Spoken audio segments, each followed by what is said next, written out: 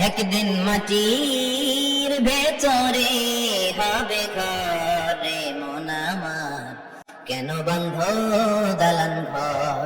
প্রাণ পাখি উড়ে যাবে পিঞ্জরা ছেড়ে,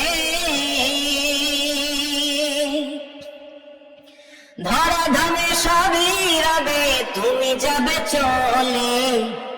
বন্ধু বান্ধব যত, মাতা পিতা যারা সুত, সবই হবে তোমার পরে।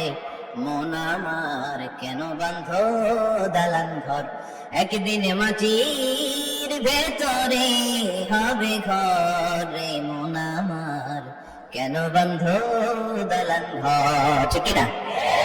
সব করে থাকবে, চলে যেতে হবে আমাদেরকে।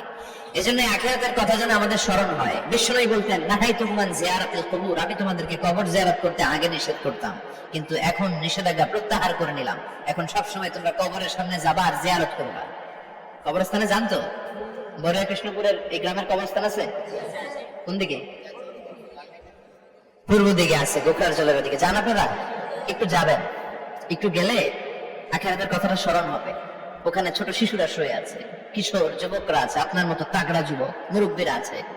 এরা এই এলাকায় থাকতো, এরা আকাশ থেকে নেমে আসে না, এই এলাকার সন্তান আজ নাই। একটা সার্টেন পিরিয়ড শেষে আপনিও থাকবেন না। This is the nature of life, this is the circle of life. ছোট্ট শিশু হয়ে এসেছিলেন, শৈশব, কৈশোর, যৌবন, প্রৌঢ়ত্ব। আগে ছিলেন সিঙ্গেল, বিয়ে করে হয়ে গেলেন ডবল।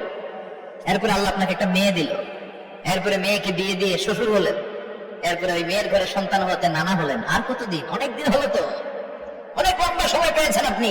Think about that. এবার যাওয়ার কথা ভাবেন, আখিরাতের সামানের কথা ভাবেন, ফিরে যেতে হবে। কি শক্তিশালী যুবক! বার্ধক্য চলে আসলে লাঠি ছাড়া চলতে পারে না। কুচকুচে কালো দাড়ি সাদা হয়ে যায়, দাড়ির শুভ্রতা, বয়সের ভার, রং ধরা যৌবন জং ধরে শেষ। ঠিক কিনা?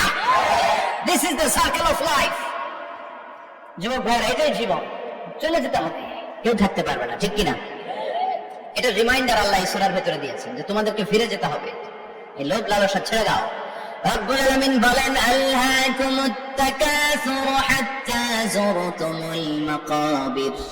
ও গোলাম, দুনিয়ার সম্পদ, লোভ লালসা তোদেরকে পাগল বানিয়ে দিয়েছে। এই লোভ পাগলামি কোনদিন তোদের থামবে না যতদিন না তোরা কবরে ঢুকবি। ঠিক কিনা? কার কথা?